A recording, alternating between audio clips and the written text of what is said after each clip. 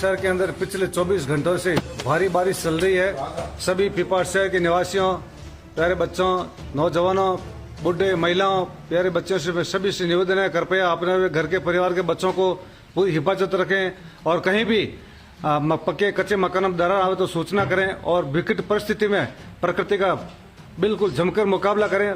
बरसात बहुत ही कम आती है। 79 के बाद में एक बार पुनः इस प्रकार से बरसात का मौसम हुआ है, इसलिए भगवान की बहुत अच्छी मेहरबानी हुई है। सभी निवासी अपील करता हूँ, किसी भी संकट के लिए एसडीएम साहब, तहसीलदार साहब, हमारे ईओ साहब और मेरे सभी पार्षद सदस्य, वाइस चेयरमैन साहब से नेता पत्र पर संपर्क कर सकते हैं।